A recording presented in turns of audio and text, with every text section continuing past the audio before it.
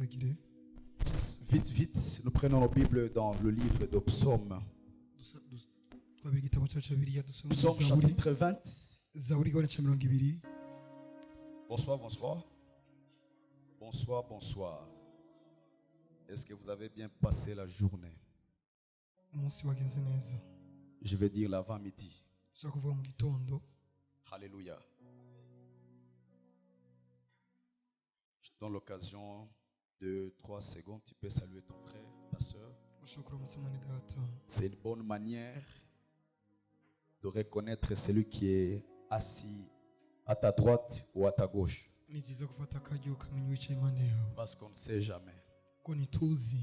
Alléluia. Amen. Je suis content ce soir de vous apporter cette parole que j'aimerais vous partager vite, vite. Je crois fortement que Dieu va parler à quelqu'un. Alléluia. J'aimerais parler sur 9 choses que devons s'attendre lorsqu'on prie.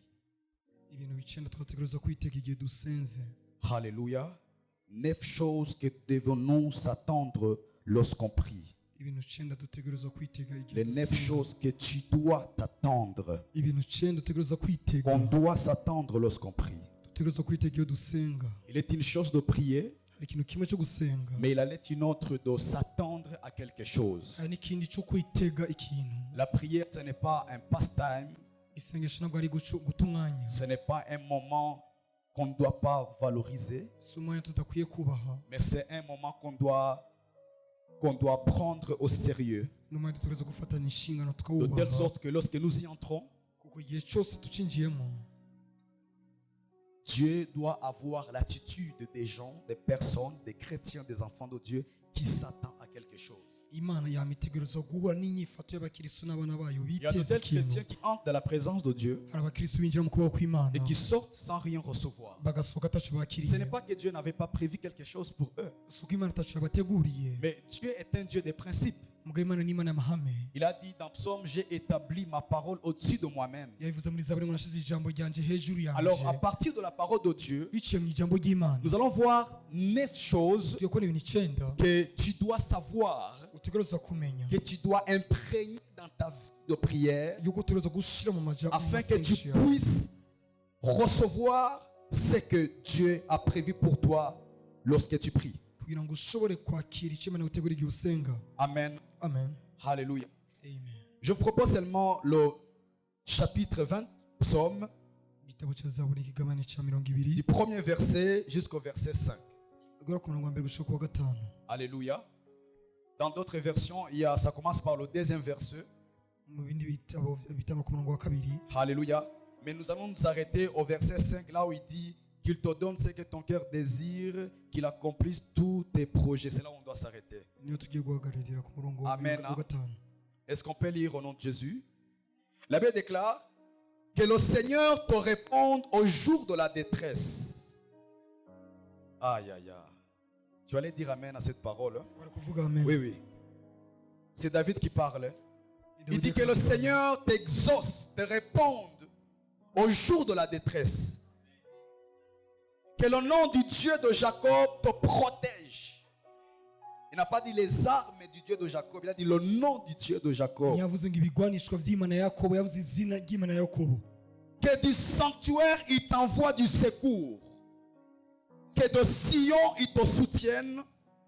Qu'il se souvienne de toutes tes offrandes. Je prie ce soir que Dieu puisse se souvenir des offrandes de quelqu'un. J'aimerais dire à quelqu'un, lorsque tu déposes quelque chose là-bas, les hommes peuvent oublier, mais la Bible nous montre très bien qu'il y a un Dieu qui est là pour se souvenir.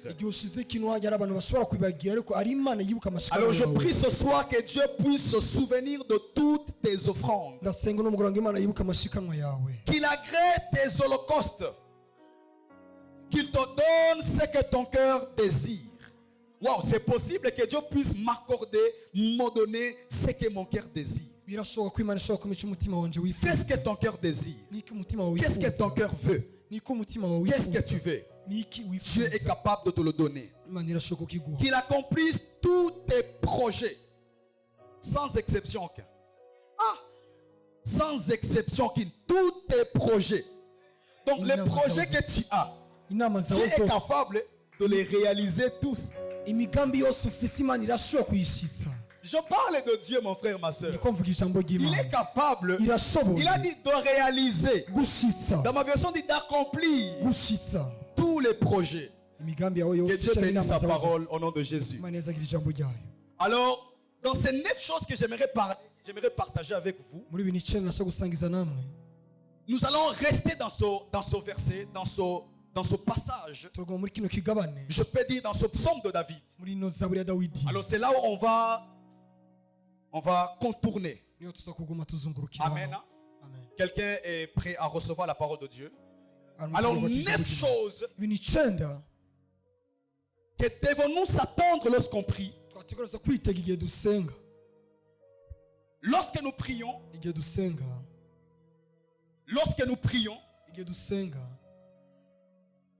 cela nous renvoie à une relation avec Dieu. Autrement dit, la prière, comme définition simple, c'est parler avec Dieu. C'est parler avec Dieu. Mais lorsque nous lisons les épîtres de Paul, et vous allez voir beaucoup plus dans Éphésiens, et même dans Romains, il montre que la prière c'est beaucoup plus une guerre. Vous allez voir qu'il montre beaucoup plus que c'est un combat. Amen. Donc la prière c'est une guerre. Alors si c'est une guerre, ça veut dire qu'il y a la résistance. Il y a la résistance, il y a des blocages. Mais la prière nous oblige à consister, à persévérer. Vous connaissez l'histoire de Daniel. Lorsqu'il priait, il a prié, mais on dit que au moment où il avait commencé à prier, l'ange a reçu la mission de lui apporter l'exaucement. Mais dans les lieux célestes, nous lisons bien dans Daniel qu'un ange avait bloqué. Il parle du prince de Perse qui avait empêché l'ange qui venait avec l'exaucement d'arriver chez Daniel. Qu'est-ce qui avait provoqué son mouvement d'ange? Qu'est-ce qui avait poussé à cet ange de venir vers Daniel? C'était la prière de Daniel. Et qu'est-ce qui a fait que le prince de Perse puisse le bloquer? C'était aussi la prière de Daniel. Mais qu'est-ce qui a poussé à ce que celui qui avait bloqué puisse lâcher? C'était aussi la prière. Donc, la prière va provoquer des choses. Mais la prière aussi va pousser aux démons et aux ennemis de bloquer des choses. Mais la prière même va faire à ce que des choses qui étaient bloquées puisse passer au nom de Jésus. Donc la clé c'est quoi? C'est la prière. La deuxième clé c'est quoi? C'est la prière. La troisième clé c'est quoi? C'est la prière. On a posé la question à Ben Hinn. What is your secret, man of God? Can you give us 3 keys? 3 keys of your secrets. 3 clés de ton secret dans le ministère. On dit c'est pas un problème. Première clé, la prière. Deuxième clé, la prière. Troisième clé, la prière. Écoutez, la prière, c'est une puissance. J'aimerais dire à quelqu'un, la prière va provoquer. Et la prière va aussi provoquer aux anges, aux démons de bloquer. Mais la prière aussi va faire à ce que ceux qui avaient bloqué puissent lâcher au nom de Jésus. J'aimerais pousser quelqu'un à prier ce soir. Tu vas prier ce soir et tu vas provoquer ta bénédiction. Tu vas provoquer ton miracle. Pendant que tu pries, l'ennemi sera jaloux. Parce que dans Jean 10:10, il a dit, Jésus a dit, le voleur, il ne vient que pour égorger,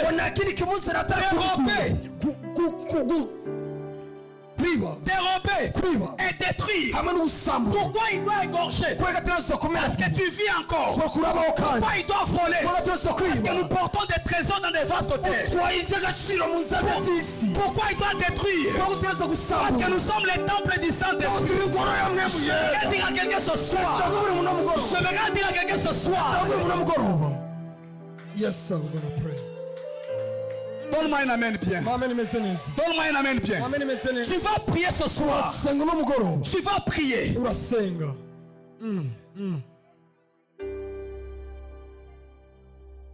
Il ne vient que pour ça.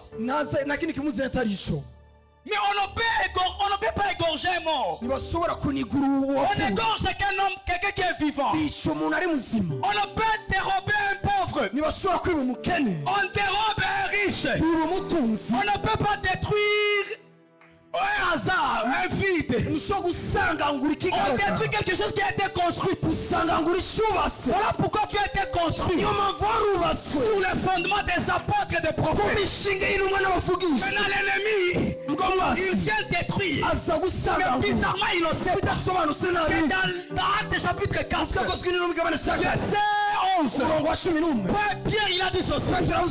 La pierre que les bâtisseurs ont rejetée est devenue la principale de l'angle. La force d'une maison n'est pas dans les murs. La force d'une maison est dans la fondation. Et dans la fondation on ne met pas de briques. Dans la fondation on met des pierres. Et Jésus, il est la pierre pour la fondation de ta maison. Voilà pourquoi dans Matthieu chapitre 7, il a dit l'homme insensé, il a bâti sa maison sur le sable. Mais celui qui est sage, celui qui est sage, celui qui est en train de m'écouter ce soir, il a bâti sa maison sur le roc. Le roc c'est la pierre. Autrement dit, tu ne seras jamais détruit. Parce que ta fondation est plus forte que les murs de ta maison. Donne-moi un amen bien. Donne-moi un amen bien. Voilà pourquoi la prière, c'est la clé. Aïe, aïe, aïe, aïe, aïe. C'est la clé. Lorsque tu parles, le monde spirituel ne regarde pas ta beauté physique, ni le monde spirituel ne regarde pas qui a, je ne sais pas quoi. Le monde spirituel respecte une seule chose. Quelqu'un qui prend l'autorité de parler. Je vous donne une révélation. La guerre entre Goliath et David, avant d'être une guerre des armes, était d'abord une guerre des paroles. C'est bien le combat entre David et Goliath. Avant qu'il puisse engager les armes, avant que David engage sa pierre, avant que Goliath engage sa lance, son javelot, ils ont d'abord engagé quoi? Les paroles, les bizarrement, lorsque je lisais, je me suis rendu compte que celui qui a commencé à insulter l'autre, ce n'était pas David, c'était Goliath. David a fait cela stratégiquement. Parce que spirituellement, je crois que l'Esprit lui avait révélé que quelques temps après, Jésus qui viendra, il dira ceci. Le premier sera le dernier. Et le dernier sera aussi le premier. Voilà pourquoi Dieu a laissé que tes ennemis commencent à t'attaquer. Parce que celui qui vient après, il va corriger. Il va corriger.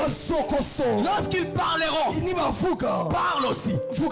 Si le diable parle dans ta vie, mon frère, lève-toi aussi, parle. Si les ennemis parlent, lève-toi aussi, parle. Voilà pourquoi tu as la bouche. Tu as la bouche pour parler. Tu as la bouche pour prophétiser. Prophétiser sur ta vie. Il parle et moi aussi je parle.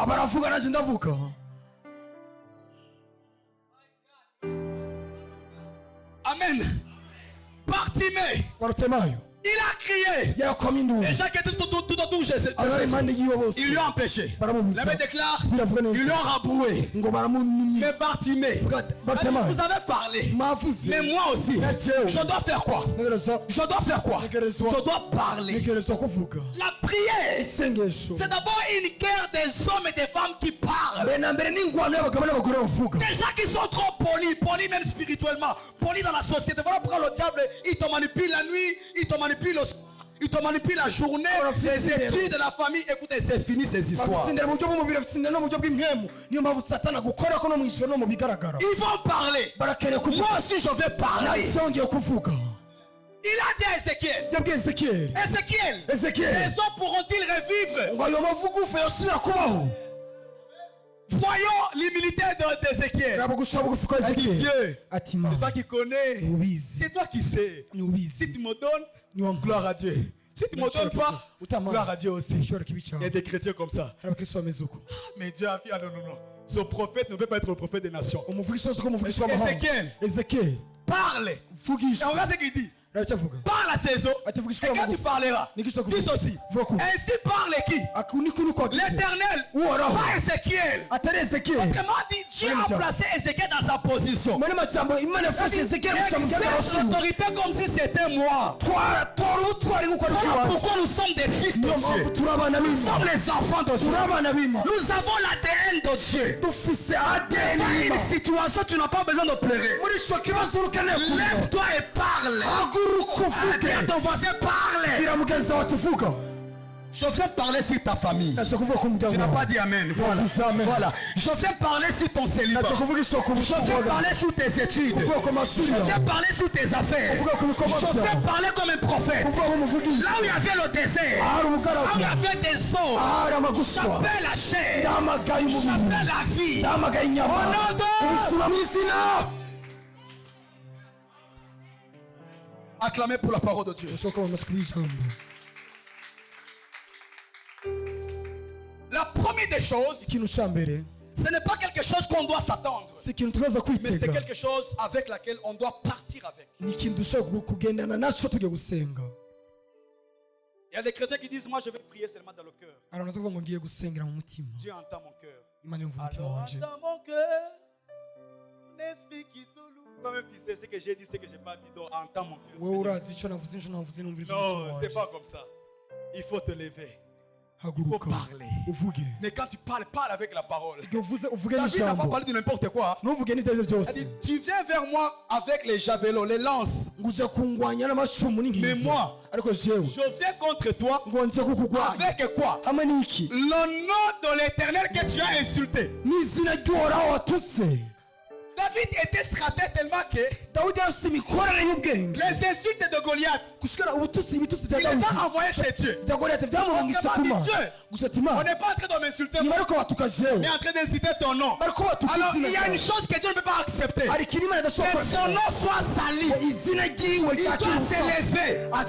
Il y a des situations qui ont sali le nom de Dieu dans ta vie. Il y a des choses qui ont sali le nom de Dieu dans ta vie. Tu sais que dans ce domaine, le nom de Dieu n'est pas glorifié dans ta vie. Dans ta famille, le nom de Dieu n'est pas glorifié dans ta vie. Dans les études, dans ton foyer, dans la vie de tes enfants, dans la vie de tes parents, le nom de Dieu n'est pas glorifié. Mais Dieu n'acceptera jamais que son nom soit sali.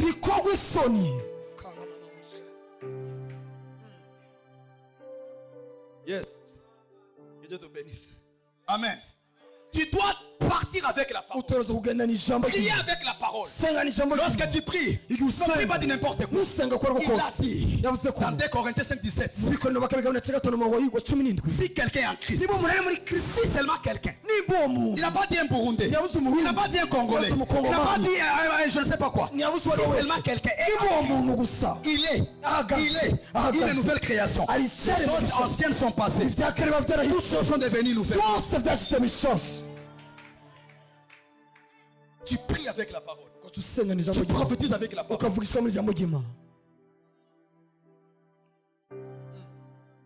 Maintenant, j'aimerais entrer un peu dans les attentes. Nous avons dit dans Psaume 20, regarde ce qu'il dit. Que le Seigneur te réponde au jour de la détresse. Dans d'autres versions, que le Seigneur t'exauce. La deuxième des choses, que tu dois t'attendre dans la prière. Ne regarde pas d'abord ton état. Regarde d'abord l'exaucement. David, regarde ce que David dit. Il ne commence pas. Oh, le sang d'abord. Sanctifie mes lèvres. Sanctifie-moi. Non. David, il était dans l'Ancien Testament. Il vivait comme quelqu'un du Nouveau Testament. Parce que nous, dans le Nouveau Testament, nous n'invoquons pas la sanctification. Nous recevons la sanctification. Il y a la différence entre appeler la sanctification et recevoir. Recevoir, ça dit que c'est déjà là, c'est disponible. Parce que c'est lui qui l'a rendu disponible. Et moi, ça fait des années. Qu'est-ce qu'il faut faire? Il faut seulement te prédisposer. Il faut seulement le recevoir.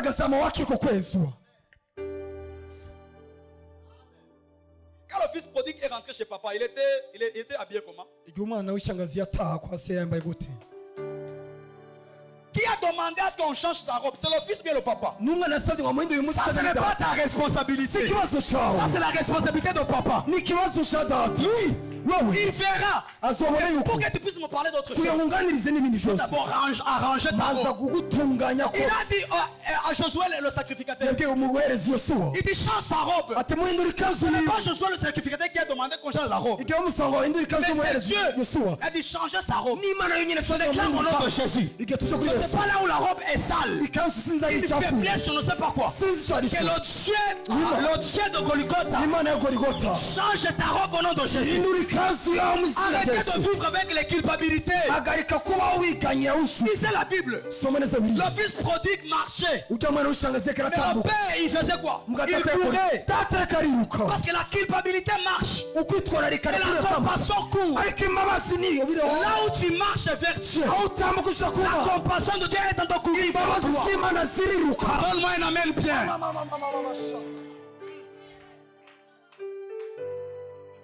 Il faut s'attendre à l'exaucement. Dis après moi exaucement. Il dit dans Luc chapitre 11 verset 9 à 10. Il dit et moi je vous dis, demandez. Deuxième personne du pluriel. Demandez et l'on vous donnera. Il n'a pas dit demandez et je vous donnerai. Là, c'est parmi les paroles de Jésus. Il n'a pas dit demandez et je vous donnerai. Non, il a dit demandez. Et on c'est qui? Ce sont les serviteurs que Dieu a mis à ta disposition. On c'est qui? Ce sont ces gens-là qui sont en train de travailler pour toi. Maintenant, Paul élève là-bas. Il dit la création attend avec un ardent désir la manifestation des fils de Dieu. Il y a des maisons, il y a des voitures. J'aimerais dire au chantre, il y a des podiums qu'on est en train de construire spécialement pour toi. Mais la création attend avec un ardent désir la manifestation. Ceux qui ont compris leur identité, des fils de Dieu. Il y a des maisons que les païens sont en train de construire. Ils ne les construisent pas pour eux. Ils les construisent pour toi. Parce qu'il a dit dans l'Ecclésiaste, il a donné à l'homme qu'il y est juste et agréable la sagesse et la connaissance. Mais au pécheur, il lui a donné le soin d'amasser, de réunir et de donner à l'homme qui lui est juste. Les païens, ils sont en train de travailler pour eux, mais pour toi. Mais les choses là, ces choses ne viendront jamais vers toi que si tu ne découvres pas ton identité. Autrement dit, tu dois comprendre que tu n'es pas seulement un enfant de Dieu, mais un fils responsable.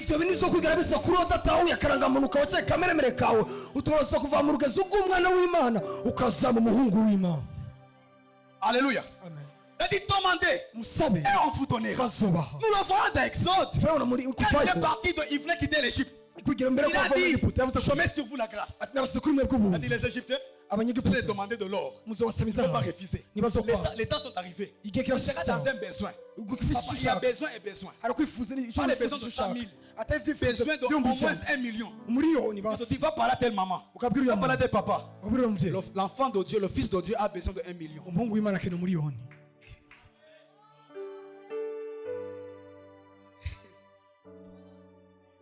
Alléluia. Il dit, on vous donnera. Et ils vous donneront. Ils vous donneront. Quand ils quittaient l'Égypte, ils sont partis avec de l'or, avec de l'argent, avec des habits, des choses qu'ils ont utilisées pour construire le tabernacle de Dieu dans le désert. Les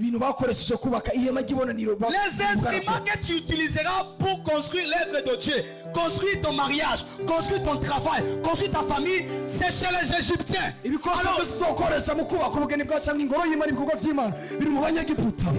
Prends-le. Prends-le. C'est à toi. Ce n'est pas c'est à toi. Pourquoi? Parce qu'en ce moment, Dieu a mis sur toi la faveur, la grâce. On dit quand Esther est arrivée, on dit elle était différente des autres. Tu n'es pas appelé à être comme les autres.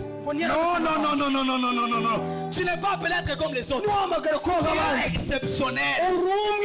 Toi, tu es exceptionnel. C'est lui qui a bien les femmes. Ce qui est arrivé chez Esther, elle a senti. Elle est spéciale. Elle est spéciale. Dis après moi, je suis spécial.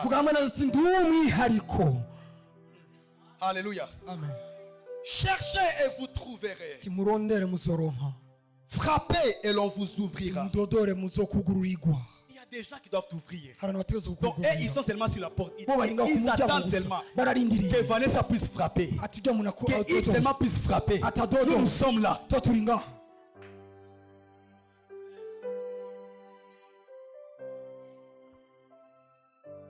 Alléluia. Troisième attente. La protection. Deuxième attente. C'est l'exaucement. Alléluia. Lorsque tu entres, tu dois avoir l'attente que le Dieu que je prie, c'est un Dieu qui m'exauce. Dieu, il est fier lorsqu'il te voit en train de jouir de ce que tu lui as demandé. Pensez jamais que Dieu est content lorsqu'il voit les païens en train de prospérer plus que nous.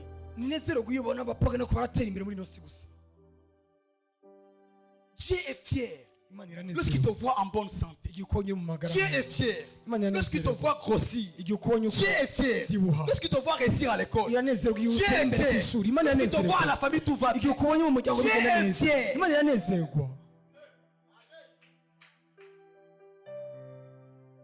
Alléluia. Deuxième attente, la protection. Dans ce même verset, après avoir donné la première attente que le Seigneur t'exauce au jour de la détresse, il ajoute aussi, on peut lire ensemble, que le nom du Dieu de Jacob fasse quoi? Fasse quoi? Te protège. Que le nom du Dieu de Jacob te protège. Après l'exaucement vient la protection. Élisée a dit à son serviteur, ceux qui sont avec nous sont plus nombreux que ceux qui sont contre nous. Dans la prière, tu dois t'attendre à la protection divine. Donc, autrement dit, les choses que je demande à Dieu, Dieu ne permettra pas que je sois touché par le diable avant de vivre ces choses. Donc, si c'est le Dieu qui t'exauce en premier, il doit te garder pour que tu puisses jouir de l'exaucement. L'exaucement vient avant et la protection après. Il te rassure d'abord. Je vais t'exaucer. Mais après l'exaucement, il te protège. Il te protège. Il te protège. Afin que tu puisses jouir de l'exaucement. Amen. Dans Actes chapitre 4 verset 12, Pierre dit ceci: il n'y a de salut en aucun autre, Car il n'y a sous le ciel aucun autre nom qui ait été donné parmi les hommes. Regardez bien. Lisez bien. Un nom qui a été donné pas pour les hommes, parmi les hommes. Cela nous renvoie à qui? À Emmanuel, le Dieu parmi les hommes. Amen. Qui a été donné parmi les hommes, par lequel nous devrions être sauvés. Le mot sauvé en grec ici, ça parle de sozo. Alors dans sozo, ça parle de l'exaucement, ça parle de la protection, ça parle de la santé divine, ça parle de la guérison, ça parle du mariage, la réussite à l'école, réussite dans les affaires, réussite à l'église, réussite à Burundi pour Christ. Je croyais que je parlais à quelqu'un. Dans sozo, il y a tout ce dont tu as besoin. Il y a un paquet de choses que tu as besoin. Mais je lisais l'histoire de cette femme qui avait une perte de sang dans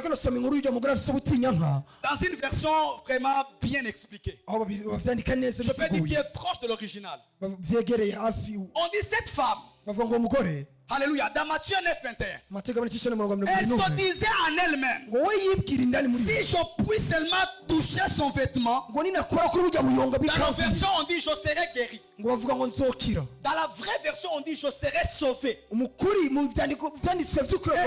explique cette femme avait beaucoup de problèmes à part la maladie qu'elle avait. Alors quand elle s'approchait de Jésus, elle ne s'attendait pas seulement à la guérison, elle s'attendait au salut. Autrement dit, même les gens que j'ai laissés à la maison, les choses que j'ai laissées à la maison, maman, papa qui n'est pas ici, les frères et ceux qui ne sont pas ici, aussi dans un télé écrit, Paul lui a dit, crois seulement, tu seras sauvé. Et ton ami, je pose une question. Ça c'est la contradiction. Le salut, il faut qu'eux aussi soient là. Eux aussi viennent. Qui sait ceci? J'ai besoin seulement du point de contact. Si seulement j'ai besoin de prophète Billy, si j'ai seulement devant moi Alkis, même ceux qui ne sont pas là, seulement s'ils sont attachés à Alkis, ils seront sauvés. Et dans le salut dont on parle là-bas, ce n'est pas le salut recevoir Jésus. Celui qui est avec moi, Paul, il va recevoir le salut. Mais ceux qui ne sont pas là, qui ne sont pas ici, mais qui sont attachés à cet homme, ils vont subir les conséquences de ce que cet homme a. Je prophétise dans ta vie. Lorsque tu es dans la prière, tu dois s'attendre à la protection afin que tu puisses vivre ce que Dieu t'a dit. Cet homme avait peur.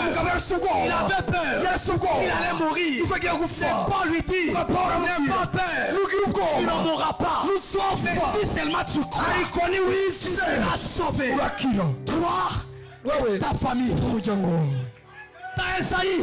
Il dit moi et ma maison, nous servirons quoi? Nous servirons quoi? Je peux entrer en profondeur. Littéralement, la maison, nous pouvons comprendre facilement que c'est la maison physique. Mais pour celui qui n'a pas une maison comme moi ici, je suis célibataire. Toi aussi tu es célibataire. Tu n'es pas marié, tu n'as pas des enfants. Mais cette version te concerne pas. Mais ce verset me concerne.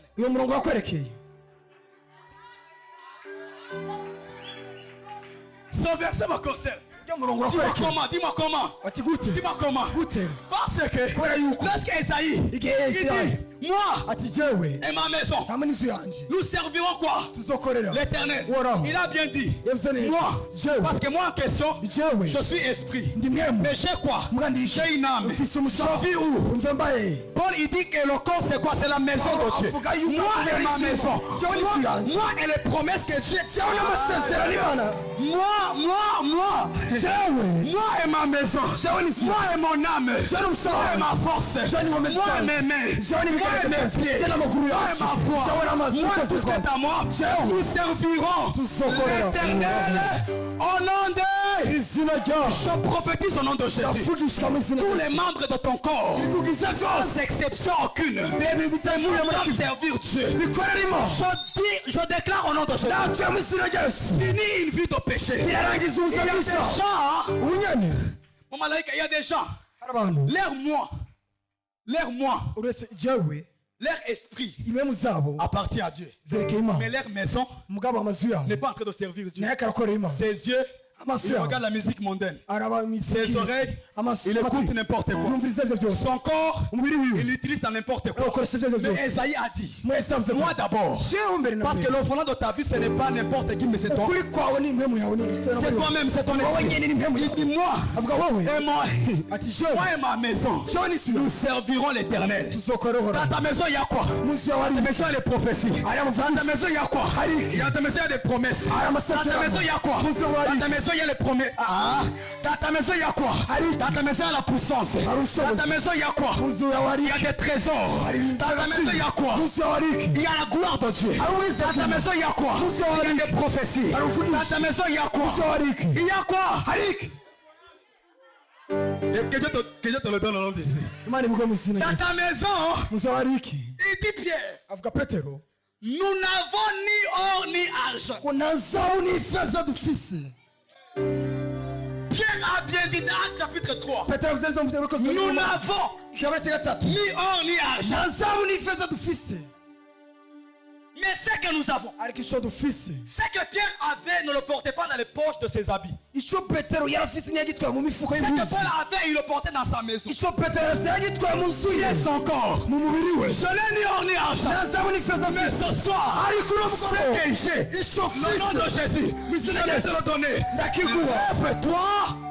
Lève-toi. Si j'étais toi, j'allais me lever.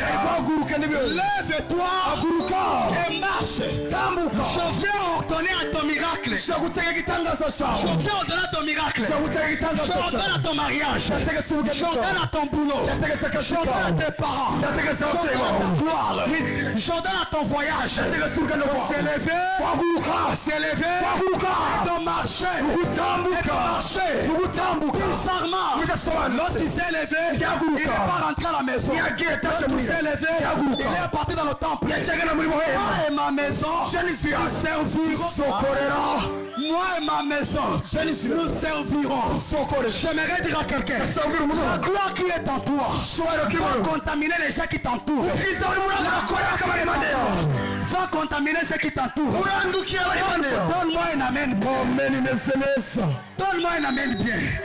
Je prophétise sur quelqu'un. Le miracle est en train de s'élever. Je le vois s'élever. Je le vois s'élever. Je le vois s'habiller. Et d'ailleurs, moi-même, je vais habiller ton miracle. Je vais habiller ton mariage. Je vais habiller tes études. Je vais habiller ton vol. Je vais ordonner. Parce que David a dit, mon Dieu ordonne. Je vais ordonner à ton miracle, à tes parents de se convertir. Je vais ordonner à ta maman d'être guérie. Je vais ordonner à ton papa de recevoir la guérison. John, reçois la guérison de papa. J'attendais ce moment. J'attendais ce moment. Pendant que je parle de papa, Dieu me renvoie à toi. Reçois la guérison de papa. Et pendant que je parle, je suis en train de voir quelqu'un qui a son père qui est gravement malade. Et la maladie l'attrape souvent beaucoup plus au niveau de la poitrine. Je vois un homme qui a des problèmes de poitrine. Problème de respiration. Problème de respiration. Je vois un papa qui a des problèmes de respiration. Là où tu es, ton papa reçoit sa guérison maintenant.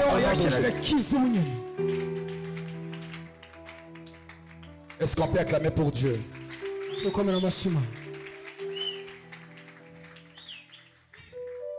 Alléluia. Ce que j'ai, je te le donne. Je viens ordonner à ce que tu es venu chercher de marcher au nom de Jésus. J'ordonne au nom de Jésus à cet argent de te suivre. J'ordonne au poisson de vomir ton argent. J'ordonne au poisson de vomir ton argent. J'ordonne à ton poisson de vomir ton argent. Reçois ton miracle.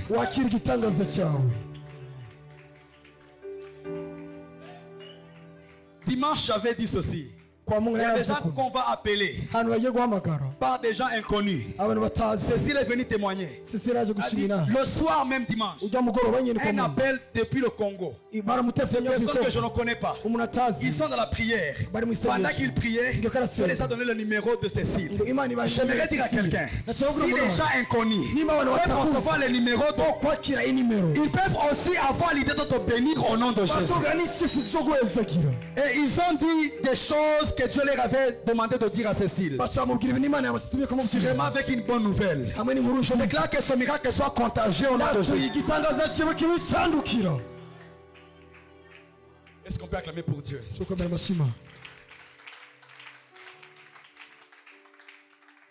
Alléluia. Quatrième attente, le secours. Alléluia. Le secours, verset 3. Il dit quoi? On va lire ensemble. Que du sanctuaire, il t'envoie du secours. Autrement dit, du temple, il t'envoie des secours. Alléluia. Je prie au nom de Jésus. Je prie pour quelqu'un qui est ici. Là où tu es perdu, que Dieu puisse t'envoyer un secours. Le secours, normalement, on l'envoie à quelqu'un qui est dans le besoin. Maintenant, le secours, souvent, on ne l'appelle pas. Il y a certaines situations qui deviennent graves. Vous allez voir souvent lorsqu'il y a l'incendie, du feu dans un quartier, dans une maison quelconque. Vous allez voir que ce n'est pas le propriétaire de la maison qui appelle le secours. On dit souvent même ton ennemi du quartier. Il va s'obliger de venir te secourir. Pourquoi? Parce que tu es dans le besoin. Et écoutez ce que David dit dans Psaume 121. Je lève mes yeux vers les montagnes. Il ne lève pas les yeux n'importe où. Alors, s'il lève les yeux vers les montagnes, cela explique que littéralement il n'était pas au sommet de la montagne, mais il était dans la vallée. Parce que c'est lorsqu'on se tient dans la vallée qu'on peut lever les yeux vers les montagnes. Et lorsqu'on est au sommet de la montagne, on ne lève les yeux vers les montagnes, on lève les yeux vers le ciel. Celui qui est sous la montagne, il ne lève pas les yeux sur les montagnes. Il lève les yeux vers le ciel. Mais celui qui est dans la vallée, il lève les yeux sur les montagnes. Et il se demande d'où me viendra le secours.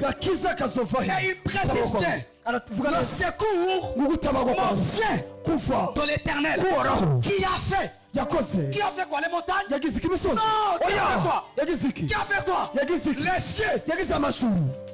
David, c'est anormal. Normalement, la première chose que tu vois, c'est la montagne. La première chose que tu vois, c'est la terre. Mais la vision de David, parce qu'il était dans la vallée, il a élevé sa foi dans sa prière. Il ne s'attendait pas seulement au secours qui vient de la montagne. Il s'attendait au secours de celui qui a fait les cieux. Celui qui a fait les cieux, dans Exode, lorsqu'il a envoyé la libération à Moïse, lorsqu'il voulait parler à Moïse, lorsqu'il voulait sanctifier le peuple, il ne descendait pas de la vallée, il descendait sur la montagne. Autrement dit, David voulait dire, c'est à la montagne que mon secours va atterrir. Mais mon secours ne viendra pas de la montagne. Mon secours viendra des cieux. Mon secours va atterrir. Va atterrir au sommet. Au sommet de quoi? Au Au sommet de quoi? De la montagne. Je pose une question. J'entre dans Genèse. Lorsqu'Abraham voulait donner Isaac, il marchait. Il a senti que là où je dois donner Isaac, c'est sur cette montagne. C'était sur les chaînes de Mamré, dit la Bible. Les chaînes de Mamré, une montagne de Mamré. Il y avait beaucoup de montagnes. Et il a compris qu'il y avait une chaîne de Mamré là-bas. Il est monté. Il n'est pas monté avec les serviteurs. Il les a laissés. Pourquoi? Parce que sur la montagne, il a trouvé quoi? Il a trouvé quoi? Un bélier qui venait d'où? Qui venait de nulle part. Alors je pose une question. Si ce n'est pas le diable qui a fait apparaître le bélier, c'est Dieu. C'est Dieu. Et Dieu au ciel est capable de faire multiplier les 5 pains et des poissons. Lorsque Jésus voulait multiplier les 5 pains et des poissons, il n'a pas levé les yeux vers les hommes. Il a levé les yeux vers le ciel. Autrement dit, je suis déjà la montagne. Parce que Jésus est notre montagne. Mais quand il lève les yeux, il ne s'attend pas à un secours qui vient des hommes. À un secours qui vient. J'aimerais dire à David, l'Éternel veut que tu puisses bien lever les yeux. Le bélier apparaîtra sur la montagne, c'est vrai. Mais ce n'est pas la montagne qui a amené le bélier. Non, non, c'est Dieu. C'est Dieu. Dans Exode, on dit quand il descendait. Pardon.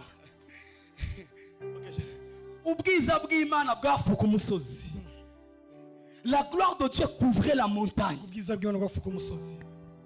Amen. Tu dois t'attendre à un secours.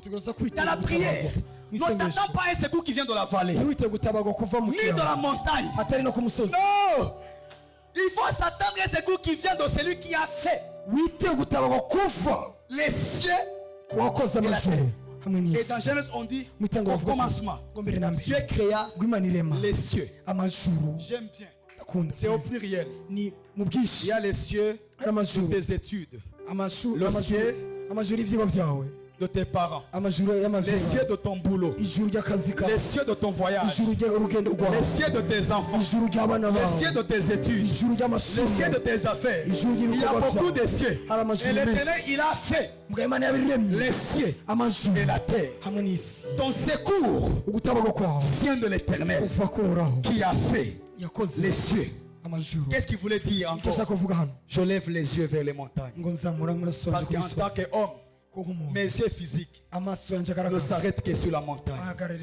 Mais je veux que mes yeux spirituels puissent voir au-delà des montagnes. Il dit, c'est lui qui a fait les cieux et la terre.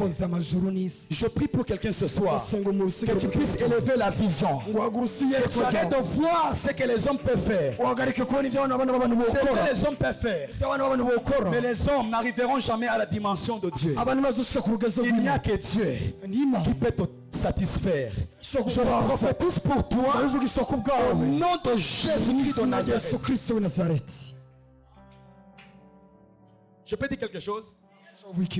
Dans 1 roi 17, Dieu dit à Élie, quitte ce lieu et va te cacher où? Au torrent de Kérit. Parce que j'ai ordonné au corbeau de te nourrir. Il y a des choses. Élie, les corbeaux doivent te nourrir, doivent te faire manger. Mais toi, tu n'as pas le droit de manger les corbeaux. Parce que dans Lévitique, Dieu avait interdit aux enfants de manger les corbeaux. Celui qui mangeait les corbeaux était maudit. La provision de ta vie est entre les mains des corbeaux. Mais les corbeaux ont reçu un ordre de venir te nourrir. Mais beaucoup de gens, Dieu m'a dit ceci, beaucoup de gens, ils ont coupé le mouvement des corbeaux. Les corbeaux, c'est quoi?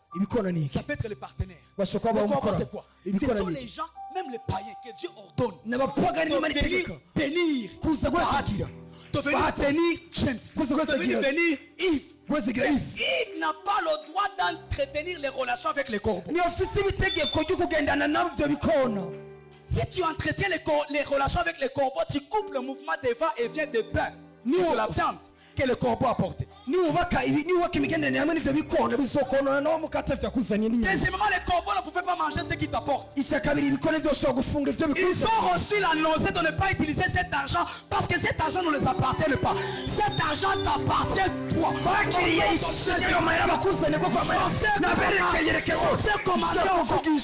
Chauffeur commandant au corbeau de ta vie. Les corbeaux de ta vie. Tu ne mangeras jamais ton argent. Ils ne mangeront jamais tes affaires. Ils ne mangeront jamais ton vol. Ils ne mangeront jamais ton voyage. Je les ordonne maintenant. Pour quitter là où ils se couvrent. De venir. Donne-moi amen. Donne-moi amen. Amen. Troisième des choses. Les corbeaux n'ont jamais reçu l'adresse d'Élie. N'ont jamais reçu l'adresse comme indication Élie. Les corbeaux ont reçu comme adresse le torrent. Les corbeaux ne connaissent pas Élie. Les corbeaux connaissent le torrent. Et le torrent de Kérit à l'époque, c'était un torrent qui jaillissait de l'eau. C'était comme un fleuve qui coulait. Et le Saint-Esprit est identifié dans Jean chapitre 7, 37 comme un fleuve qui coule.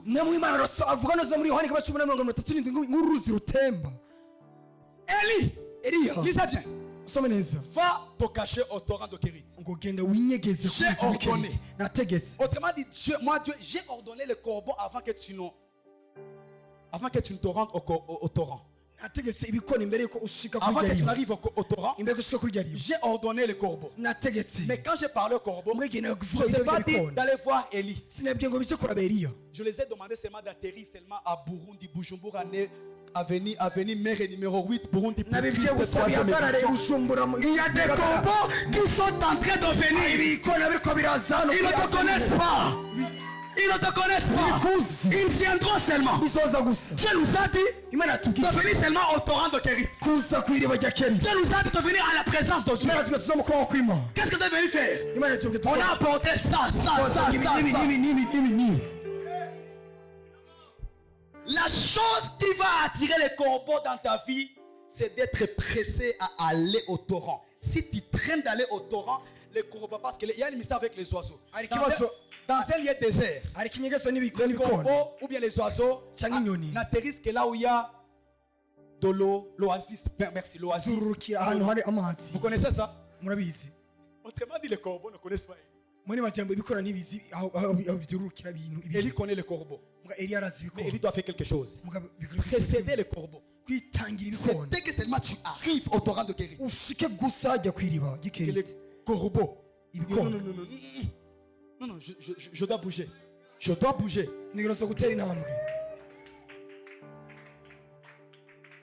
Je prophétise au nom de Jésus que les corbeaux connaissent ton adresse. Que les corbeaux connaissent ton adresse. Les corbeaux de Bujumbura doivent connaître ton adresse. Les corbeaux de Congo doivent connaître ton adresse. Les corbeaux de Tanzanie, Rwanda, Amérique, Australie doivent connaître ton adresse.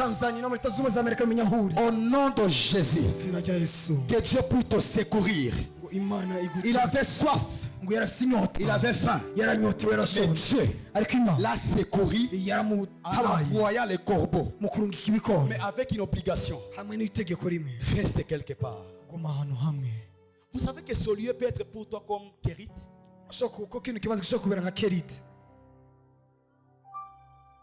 Cette église peut être pour quelqu'un un Kérit. Je le prie au nom de Jésus pour que cette église soit pour toi Kérit. Pendant que la sécheresse frappera Jérusalem, Israël, 3 ans et 6 mois, toi tu seras épargné. Parce que l'Éternel va te secourir. Et il va te montrer un chemin. Il vous va au torrent de Kérit. J'appelle les corbeaux au nom de Jésus. Après son message, vous allez recevoir des téléphones. Des gens vont vous appeler. La façon dont tu es assis, c'est comme si tu n'es pas sensible à ce que Dieu peut faire. Je ordonne au corbeau de venir te chercher au nom de Jésus. Acclamez très fort pour Dieu. Acclamez très fort pour Dieu.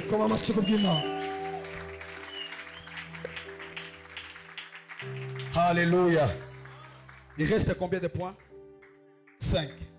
Alléluia.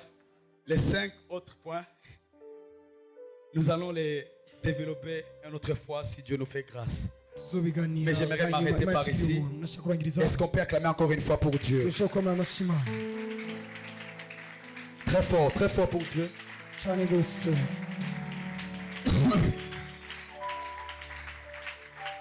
Alléluia.